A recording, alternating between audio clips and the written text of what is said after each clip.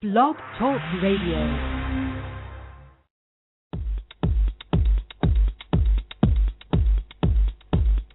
Raw living is a state of mind, a way of being in alignment with your body. Raw living means you put yourself and your body first. Your host, Sidhu-Robb, is the founder of Nosh Detox, located in the UK. They offer innovative raw food smoothies sold across Europe. You experience it in your skin, your body, and your mind. And now it's time for Living Raw Radio.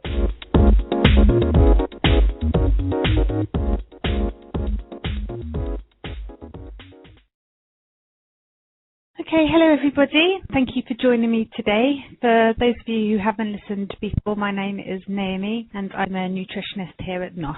Okay, so today's topic is going to be on skin and aging, a question I get asked about a lot. People want to know what sort of things they can do through their diet to help combat the signs of aging. So a really interesting topic and lots to talk about. As ever, I will try and answer any questions I've had from you as I go along. If there is anything that I do miss throughout the session, then you're always very welcome to email me afterwards and I can help you with that. And my email address is nutritionist@noshdetox.com. Today we're looking at the skin. So the skin is actually the largest organ of our body, so it has a lot more of a role than simply being a protective barrier. It has lots of different roles. It, for example, it regulates the excretion of waste products in our body. It helps to regulate our body temperature, and it also contains receptors for pain, tactile sensation and pressure. So it really is a vital organ of our body. And what's really amazing about our skin is it really is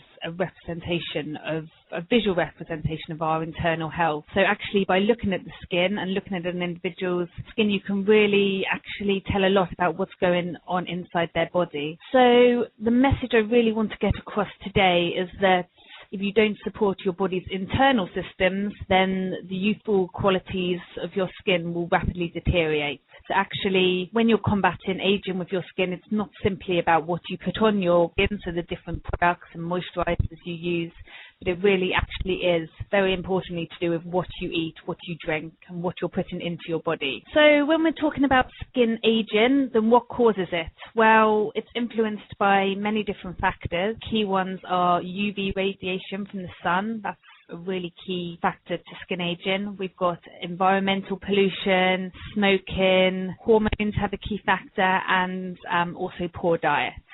So we're going to be looking at those in a little bit more detail. What many people don't realise is that actually body weight and more specifically blood sugar levels, which I'm going to speak about later, also have a real impact on the skin. When the skin ages, this is associated with a loss of fibrous tissue in the skin, a slowed rate of skin cell renewal, so the rate skin cells are constantly renewing, dying and new ones being built, and the rate at which this happens can decrease as we get older.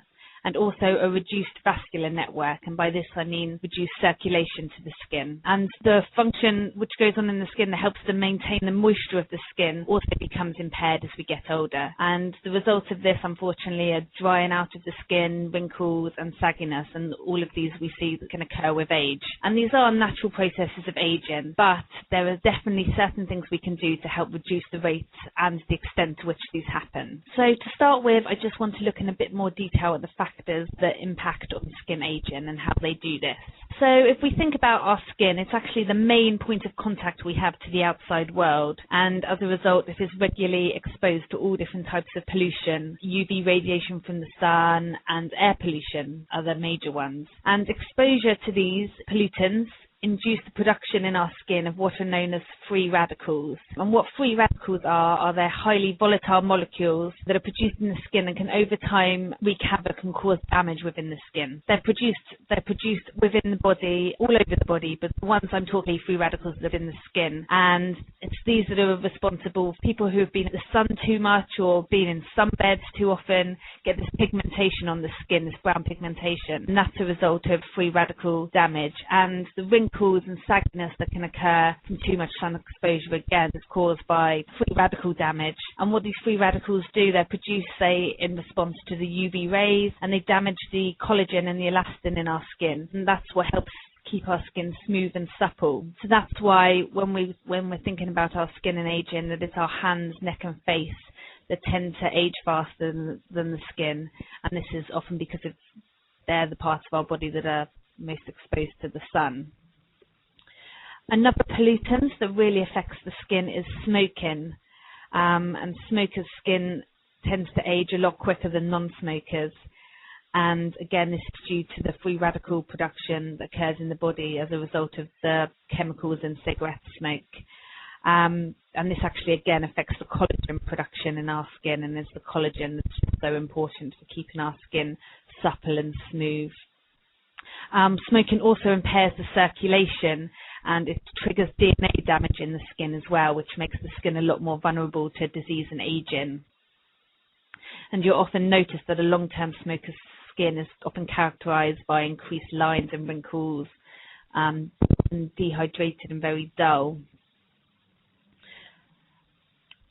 Okay, so as well as external pollutants, then these free radicals can also be produced internally inside the body, and this can be as a result of a process called glycation, which I'm going to be talking about in a bit of detail. Now, what glycation is a process that occurs to the body's tissues as a result of chronic exposure to glucose. We can use the name glucose or sugar interchangeably. Now, glucose is essential, and it's what provides the fuel that our body needs to function and stay alive, so we need it in our diet. However, if levels of glucose in our body are too high and over a prolonged period of time, then this can have a really detrimental effect.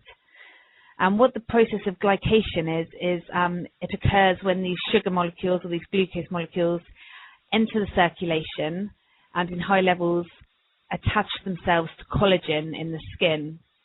And what this process does, this fixing of the sugar to the collagen, causes the collagen structure to change, and it causes the collagen fibers to lose their elasticity and makes them become rigid, more brittle, more prone to breakage. And then visually this results in poor skin quality, wrinkles and sagging of the skin. So to avoid this from occurring, we have to really regulate our glucose levels in our blood. And we can do this by regulating our blood sugar levels through our diet. I mean, our diet is absolutely key to how our blood sugar is maintained. And so we're going to be discussing shortly how to do this. One other factor I just want to mention that contributes to skin aging is actually hormones. As we get older, there's a decline in the level of our sex hormones, so estrogen, testosterone, and also growth hormone. And these hormones have a significant impact on the skin and the rate at which skin deterioration occurs. So keeping a correct balance of these hormones is absolutely critical. When women reach the menopause, their levels of estrogen start to decrease quite dramatically, and this is often accompanied by significant changes within the skin, because what estrogen does is it has an effect on skin thickness, wrinkling, and the moisture of the skin. And as the estrogen levels decrease, cellular renewal becomes sluggish, resulting in a thinning of the skin layer. And this negatively affects the skin and its ability to maintain hydration, strength, and elasticity. So hormones is another really important element to skin aging. So those are the main factors. There are others, but those are the major ones.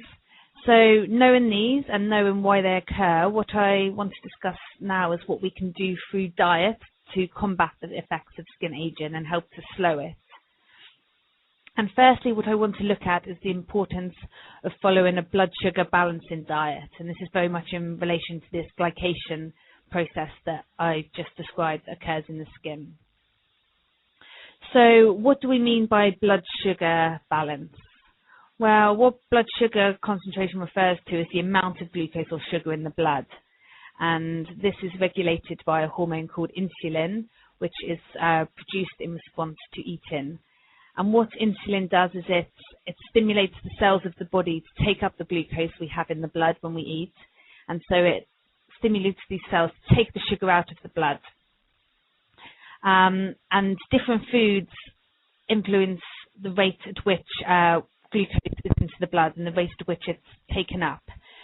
So some foods release glucose very quickly into the bloodstream, and these are what are known as high GI foods. So things like refined carbohydrates, white bread and pasta, all types of sugar and sugary foods, and many processed foods. And what overconsumption of these foods can do over time is they can lead to insulin resistance, and this means that the insulin just isn't doing its job properly. So it just physically can't take up the sugar from the blood as quickly as it's been taken in. And this is when you get these high blood sugar levels, and this is a problem because it's these high blood sugar levels that are going to cause this glycation process, which is really damaging to the skin.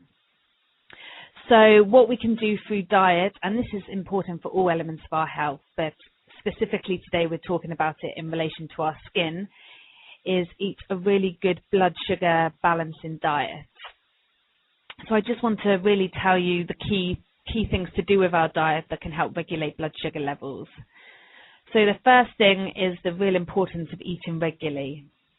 So really aiming for 3 main meals and 2 snacks a day, and never going for long periods of time without eating. It's when you go for these long periods of time without eating that you get to the point where your blood sugar levels get very low, you get sweet cravings, and that's when you get this need for these sugary foods, these really quick pick-me-ups. And it's the consumption of these sugary foods, these carby, refined foods, that then causes your blood sugar levels to rocket sky high, and this is what we're really trying to avoid.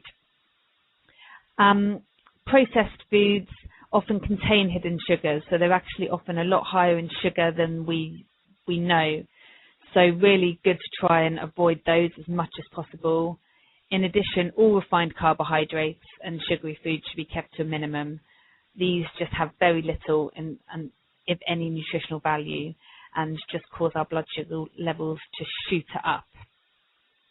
Another key point, eating protein with each meal and snack can help balance our blood sugar levels, because what protein does is it helps minimize the rate at which glucose is absorbed from our food.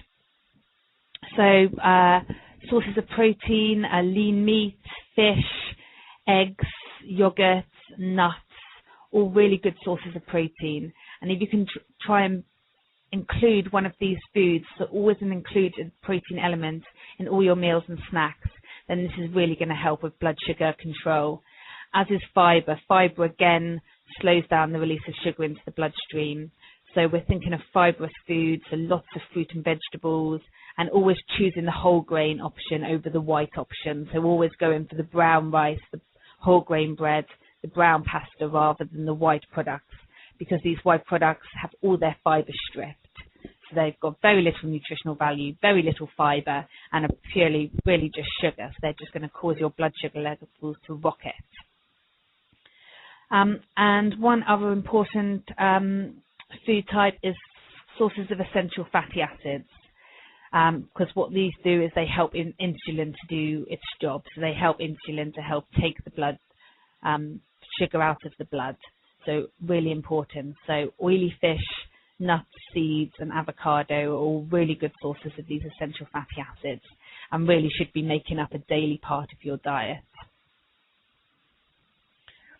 Okay, so that's steps you can take in your diet to help regulate your blood sugar levels.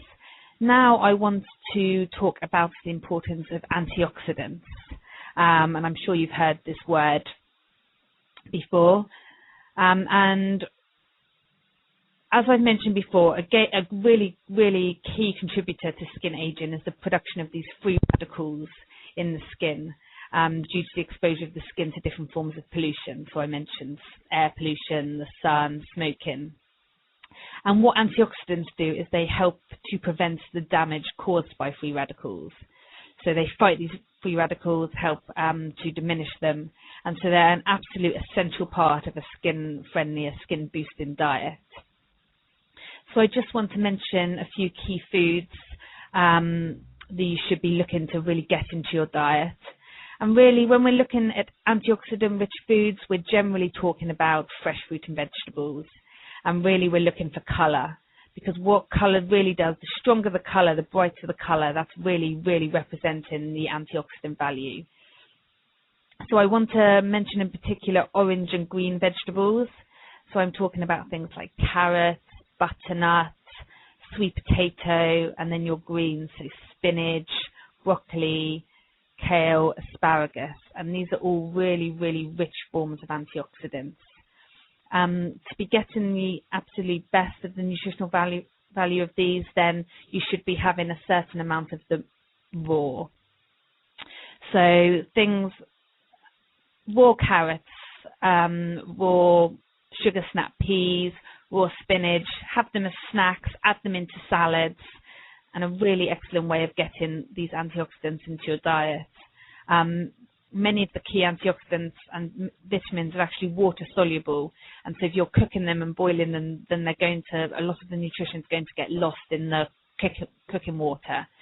So ideally eat some raw, and then steaming is always a better option than boiling them in water.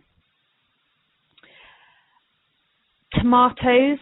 Now, tomatoes are really rich in the antioxidant lycopene, which has been shown to have really strong protective, skin protective properties, especially protective against skin damage from the sun. Now, lycopene is slightly different because it's actually best utilized by the body when the tomatoes have been cooked. So there's a few nutrients that actually become more available to the body when you cook them, and lycopene is one of them. It's also a fat-soluble nutrient, which means that actually you're going to absorb it better from the body if you add a bit of fat when you're cooking the tomatoes as well. So ideally, if you roast your tomatoes and then drizzle them with some olive oil at the end, you're really going to get the maximum impact of this really, really important and fantastic antioxidant.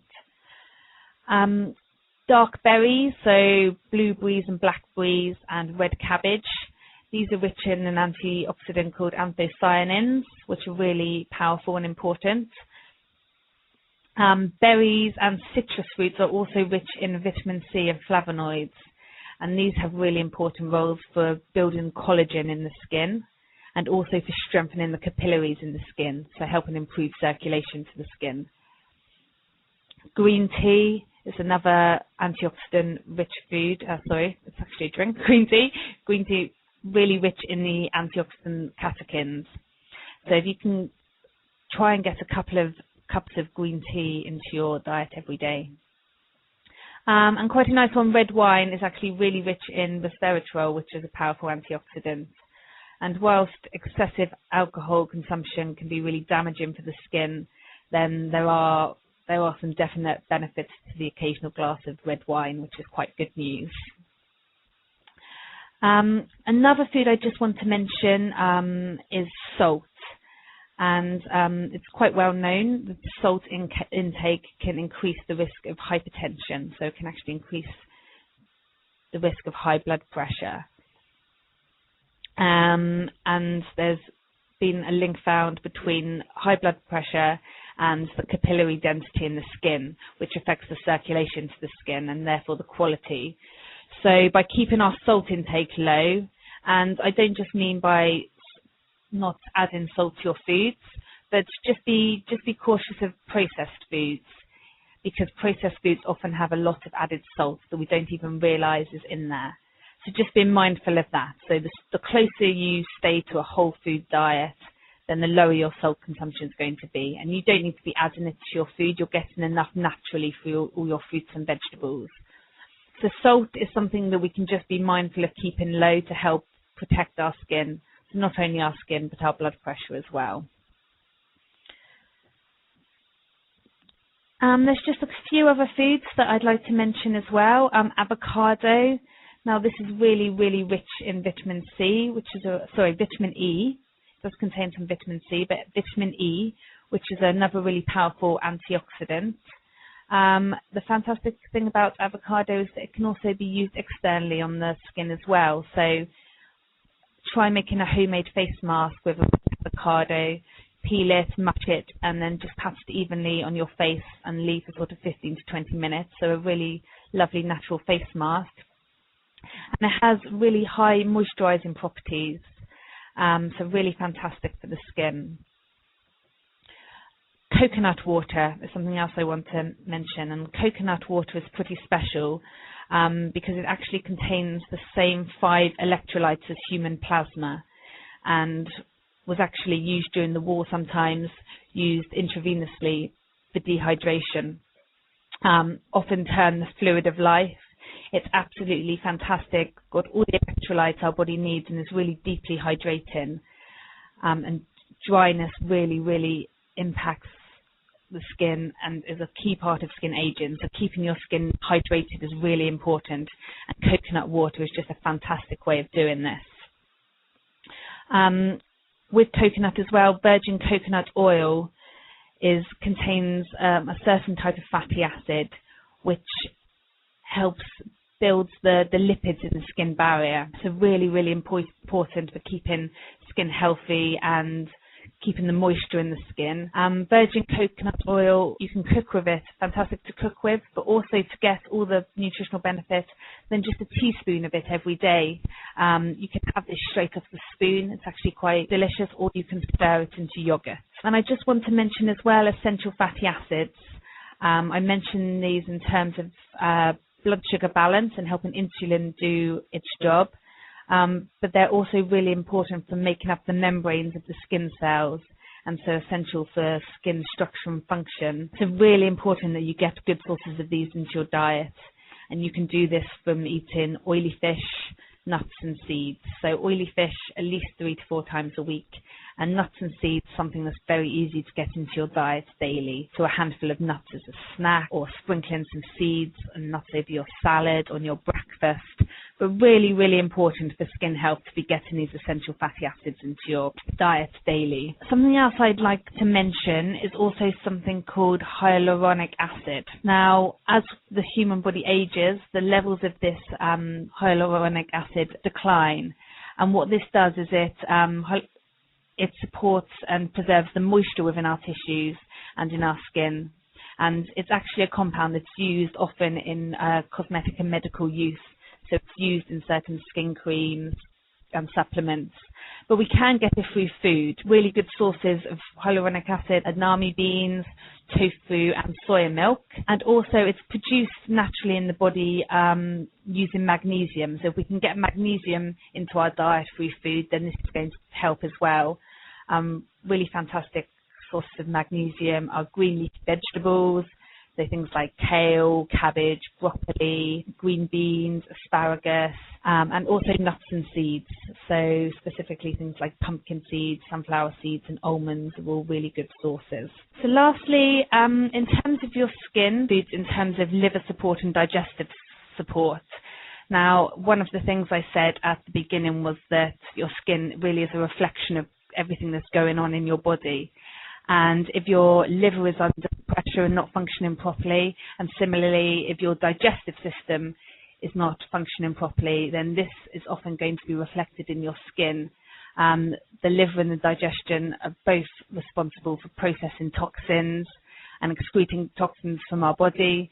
And if for any reason these systems are overburdened or we're not feeding them with the right foods, then this can often impact on your skin quality. So we've talked about, we've mentioned many of the foods already, but liver supportive foods, in particular cruciferous vegetables, so things like broccoli, cabbage, kale, these same foods that come up over and over again, really important for liver support, as are sulfur-rich foods.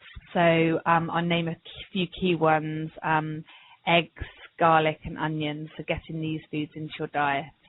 Similarly, with supporting your digestive system, high fiber foods are really key here. So lots of fruit and vegetables, and in particular prebiotic foods, and these really help to support your digestive system by feeding the good bacteria in your digestion. So things like oats, leeks, onions, bananas, asparagus, they're the key foods that are prebiotic and help to feed your good bacteria. And also a probiotic supplement, really important as well. You can get natural probiotics within natural yogurt, but the way of getting them in a really good source is going to be really well utilized by your body is a good probiotic supplement. Okay, so I think I've discussed all the key foods and groups of nutrients that are key for skin aging and health, and I hope I've given you a bit of background as to why they're important. If you do have any other questions following on from this, then please do get in contact with me. Similarly, we offer consultations here, both in health coaching and nutritional consults at Nosh. So if you'd like to speak to me about those two, I'd be really delighted to chat to you about them. Okay, thank you so much for joining me. Thank you.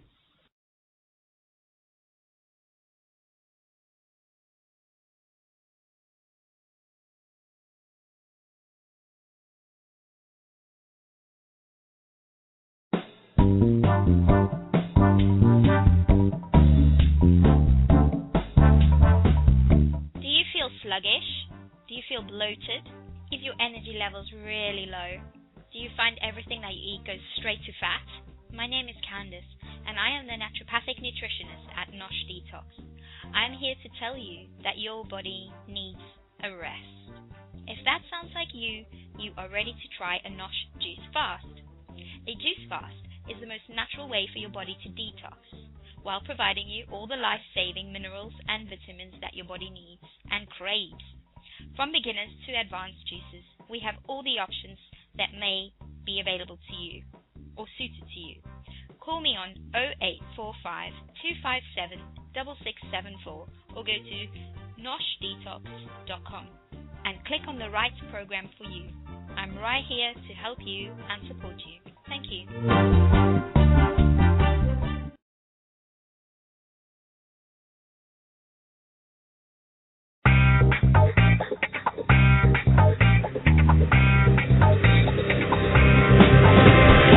Nosh Detox is an award-winning company for your ultimate health improvement. Nosh Detox system works on all areas of the body, having dealt with thousands of clients whose health dramatically improved within days. For more details, visit noshdetox.com. noshdetox.com.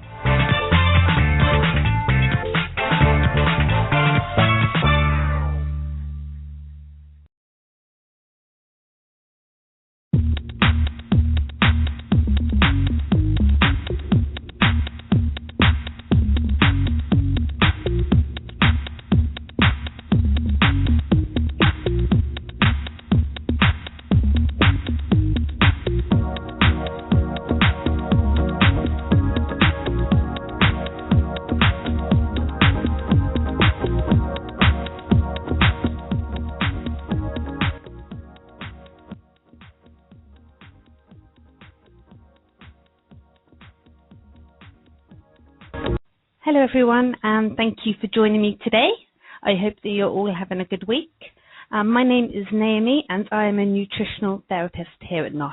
The topic of today's webinar is going to be vitamin D, which is otherwise known quite cheerfully as the sunshine vitamin. And I thought it was quite apt exactly because now, as the days are getting shorter, evenings darker and the sight of the sun very depressingly much more of a rarity, that I really wanted to focus on this topic and just really emphasize actually the importance of vitamin D and what we might do to be able to get enough levels when sunshine becomes more and more of a rarity. So vitamin D has been given a great deal of coverage over the last couple of years, not actually just in the science and nutrition world, but in the press. You may have seen stories frequently popping up about its role in all different areas of health. Something that appears a lot is actually quite worryingly how so many of us are actually deficient in it. So statistics indicate that more than half of us, and in fact maybe even as many as 70% of us, may actually be deficient in this vitamin. So to start with, what I want to do is just to give you a few of the recent headlines I've come across in the press. And what this does really is just capture some of the current research out there and gives you an idea of as to how important this vitamin may be to our health and well-being. So the first headline I came across, multiple sclerosis symptoms worse in those with low vitamin D levels. Another one, vitamin D deficiency linked to increased mortality. Vitamin D in pregnancy may be key for a baby's brain, and vitamin D deficiency increases heart disease risk. A few headlines there covering quite a wide range of conditions. So what do all of these mean? What is the research telling us, and what are we going to discuss today? Well, firstly, what I'd like to do is look at vitamin D, what exactly it is, where it comes from, and what its role is in our body. And then leading on from this, I want to address why we might not be getting enough and why there appears to be these cases of deficiency. I then want to look at some of the effects a lack of this vitamin could be having on our health, paying particular attention to some of the much talked about research out there that links a deficiency of vitamin D to illnesses such as cancer, heart disease and type 1 diabetes, and that just is a few of them. And lastly, what I'd like to focus on is what exactly we can do about it, so how we can increase our levels of this vitamin. So, what do we know about vitamin D? Well, vitamin D was actually first discovered by scientists in the early 1900s, discovered as they searched for a cure for rickets. Now, rickets is a disease that softens the bones of children. It causes the bones to become painful, soft and weak, and this can lead to deformities of the skeleton, such as bowed legs, curvature of the spine, and thickening of the ankles, wrists and knees. So really quite a nasty and quite debilitating condition that was actually quite widespread at that time. Now, at this time, it had been known for some time that children in the cities were more likely to suffer from rickets than those in the countryside. But the reason why was not understood. And it wasn't until the 1920s the scientists made a link and realized that rickets was caused by a deficiency of this until now unidentified vitamin D, caused by children's lack of sunlight. So what was this link? Well, vitamin D is quite different from other vitamins.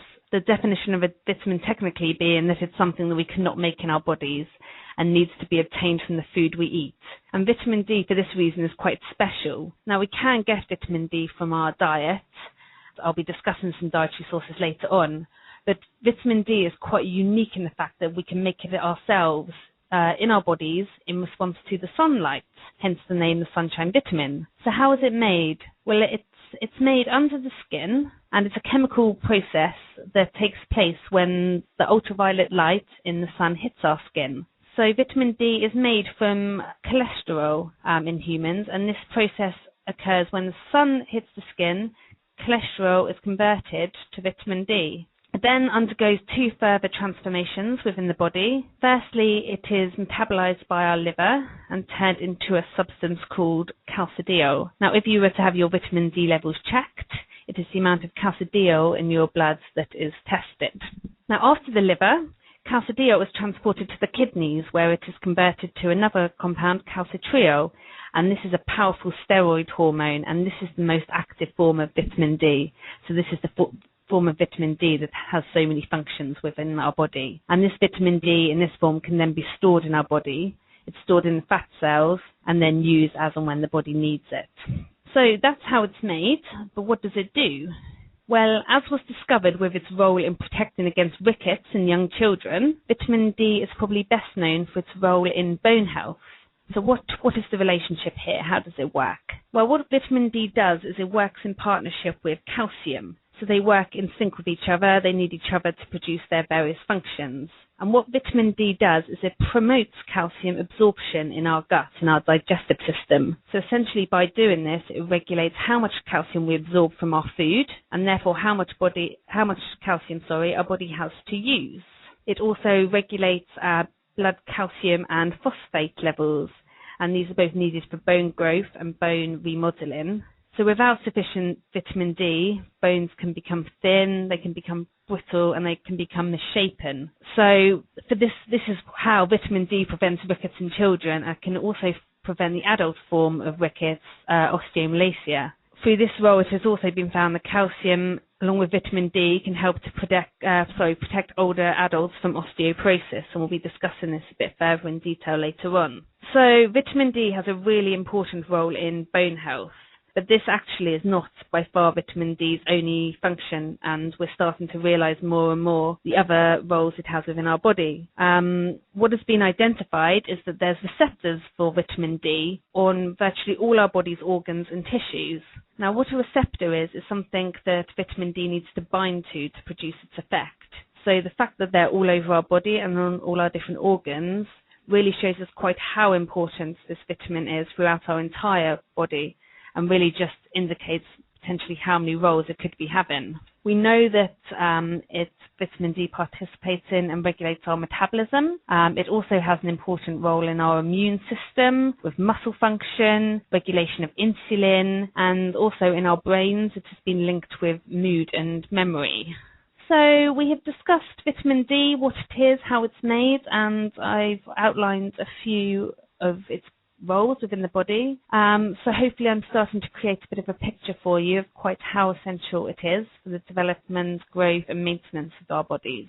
Now what I'd like to do now is discuss why so many of us may be deficient in this vitamin, and by doing this I also want to look at the subsections of the population which may be most at risk. So I'd like to revisit the statistic I presented at the beginning of this webinar, quite a powerful statistic that over 50% of us, and maybe even a lot more, are actually deficient and have inadequate levels of vitamin D. Now this deficiency can be observed all over the world, on all continents, amongst all different ethnic groups, and actually across all ages. What's really actually quite frightening is we are actually starting to see the resurgence of rickets, the disease I talked about earlier that was quite widespread in the early 1900s, and something we thought we had left behind. We're now starting to see incidences of this occurring again. Year before last, in fact, the British Medical Journal reported doctors in Newcastle saw 20 cases of rickets per year, which is really quite a worrying statistic. So why is this? Well, quite simply, in the UK for much of the year, it's actually impossible to obtain enough vitamin D from the sun. This is simply because in the winter sun, there's just not enough UV radiation and actually just not enough sun in general. So despite the fortification of many common foods, which has occurred, lots of foods now are starting to be fortified with vitamin D. Unless you're eating a really well-balanced diet with lots of vitamin D-rich foods, which unfortunately most people are not, then it's actually very likely with the lack of sunshine that you are going to be vitamin D deficient. Now, there are certain risk factors making people more susceptible than others, and I do just want to kind of go through those quite briefly. So firstly, poor exposure to sunlight. So those people who spend a large time inside, so that might be through work, through choice, or possibly even through illness. Children now especially are spending a lot more time indoors, playing computer games, watching TV. And also there's been a lot of attention surrounding skin cancer over recent years, which has meant that the use of sunscreen has really shot up a lot.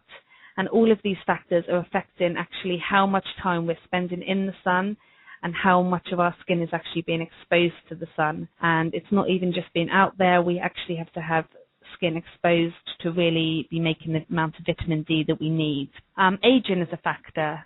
As we age, we're increased risk of developing vitamin D deficiency, and that's for a couple of reasons. Firstly, quite likely that as we age, we just generally become less mobile, and so actually for this reason, spend less time outdoors. Also, as we age, our skin cannot make vitamin D as efficiently, so we're actually making less vitamin D within our bodies. Obesity can be a factor in vitamin D deficiency. As I mentioned before, vitamin D is a fat-soluble vitamin, and so it's stored in our fat cells. But if we have lots of fat cells, lots of adipose tissue, then it can get trapped in here, preventing it from being used by the body. Dark skin. People with dark-coloured skin actually have a reduced ability to make vitamin D than those with light-coloured skin, and this is actually due to the pigment in dark skin, melanin, which reduces the skin's ability to produce vitamin D from sunlight. So statistics have shown that those with dark skin are more likely to be vitamin D deficient than those with lighter skin. People who have trouble absorbing fat, so people with fat malabsorption, as vitamin D is a fat-soluble vitamin, it needs some dietary fat to be able to be absorbed.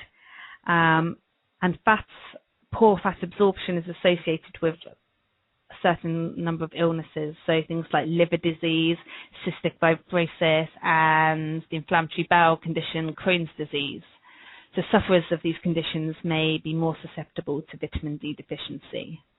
And the last group of people who may be more susceptible are vegans, and that's because the main dietary sources of vitamin D, which I will come to discuss, actually come from animal-derived foods.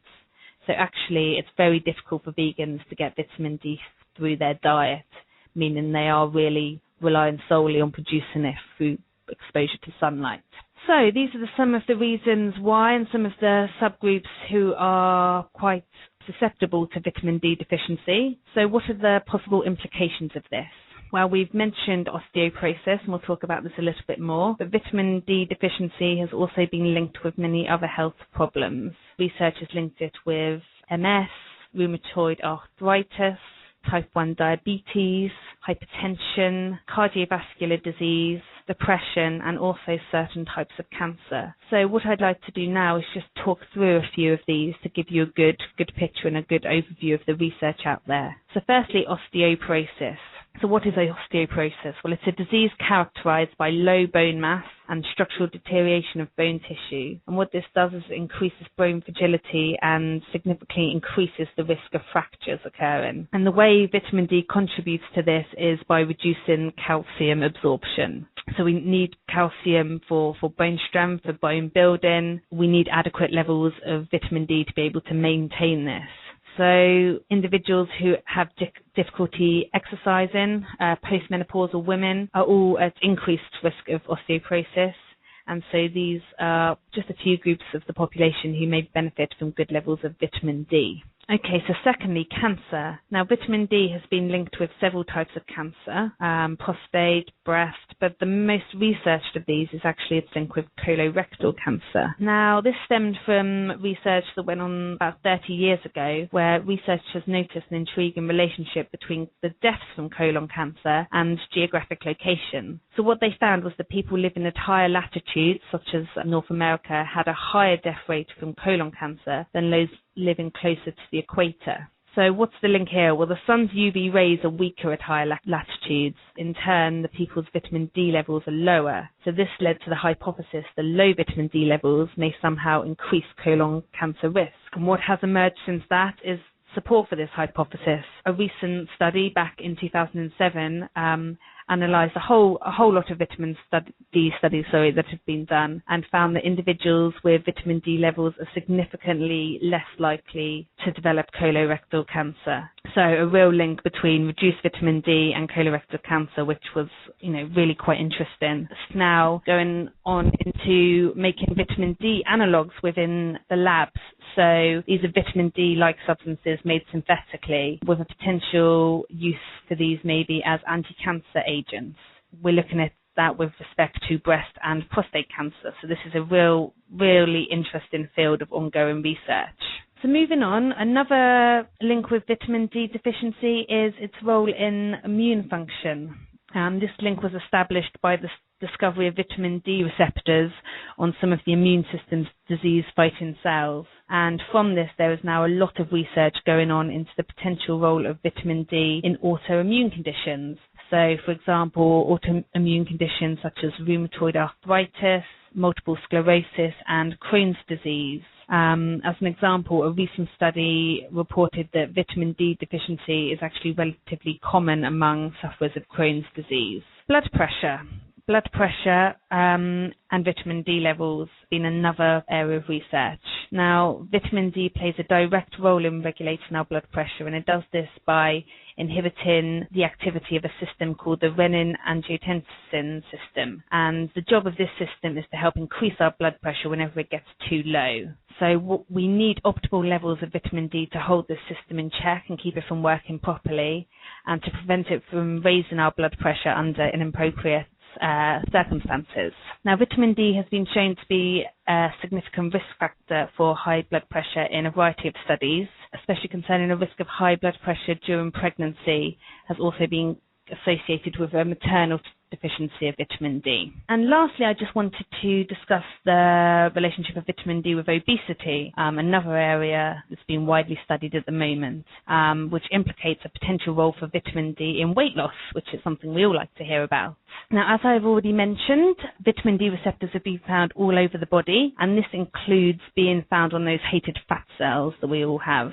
And it's thought that these vitamin D receptors may actually signal as to whether fat should be burned for energy or stored, and so essentially affecting our fat burning metabolism. Now, another link to weight loss is due to vitamin D's intimate relationship with calcium. So we know that vitamin D is needed for calcium absorption. We've talked about that. And when there is a lack of calcium in the body, which can occur due to vitamin D deficiency, then the body increases its production of the enzyme synthase. And what synthase is an enzyme that converts calories to fat. And calcium deficiency, what this can do is increase synthase production by as much as 500%, and therefore, unfortunately, increasing the body fat production. So through this mechanism, a link has been made with low levels of vitamin D and obesity. So those are some of the problems that can arise from low levels of vitamin D, and I've really only scratched the surface with this. There's so much research out there, so do go and have a look for yourself.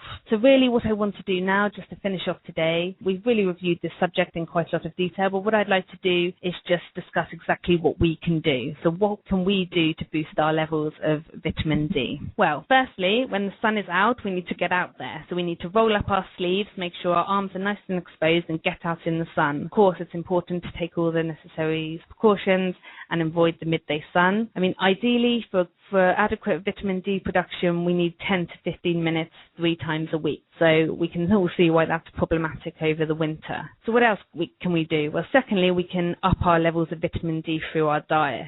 What foods can we find vitamin D in? Well, it's found in milk and eggs. It's found in oysters, mushrooms, and oily fish. So fish such as mackerel, salmon, and sardines. What we're now finding is some foods are now fortified in vitamin D as well. So some milk, soy products, and breakfast cereals. Here at NOSH, we've put together actually a fantastic book on vitamin D, which I'm going to post the link up for. The link for the book is missingvitamind.com, and we'll post this up for you. And what this includes is some really fantastic recipes, so delicious breakfast, lunch, and dinner recipes, which include foods rich in vitamin D. So I'd really encourage you to download this book. It's a free download. Send it on to your friends, and it's really a really fantastic way. It gives you more information on vitamin D, and it gives you some really brilliant recipes so you can get as much of these vitamin-rich foods into your diet. What we also need to potentially consider is supplementing vitamin D. Guidelines for this suggest at the moment that an intake of between 400 and 600 IU of vitamin D is what we need for good health. However, recent research is now indicating that this might be way too low and we should actually be getting a lot more. Now, for this reason, vitamin D supplementation is something that I feel like we should all be considering. I would really recommend you speak to your GP or your nutritionist for advice on this, but if you're concerned or even just interested, then you can also have your vitamin D levels tested. This is something that we offer here at NOSH, and I'd be very happy to discuss this with you, and we can discuss whether this may be something that you would benefit from having done. But this is really fantastic because after you've had your vitamin D levels, then you can really see whether supplementation may be necessary. I want to thank you all for listening today. I really hope that you found this topic interesting, and I've done this absolutely fantastic and very important vitamin justice. Please do feel free to email me.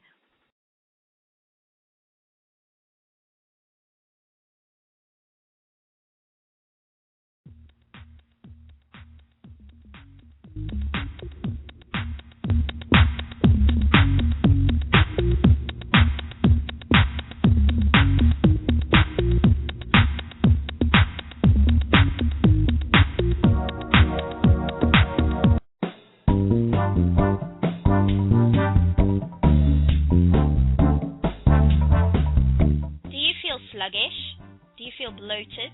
Is your energy levels really low? Do you find everything that you eat goes straight to fat? My name is Candice, and I am the naturopathic nutritionist at NOSH Detox.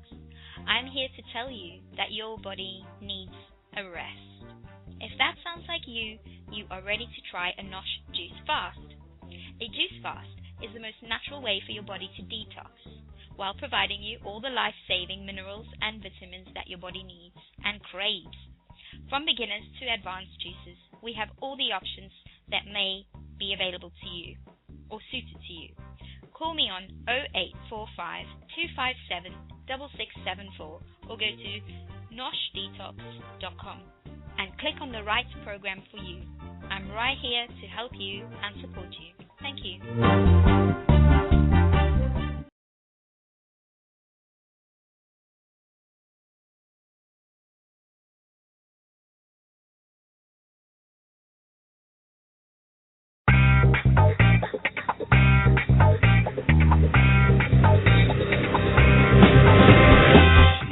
Detox is an award-winning company for your ultimate health improvement. Nosh Detox system works on all areas of the body, having dealt with thousands of clients whose health dramatically improved within days. For more details, visit noshdetox.com. noshdetox.com.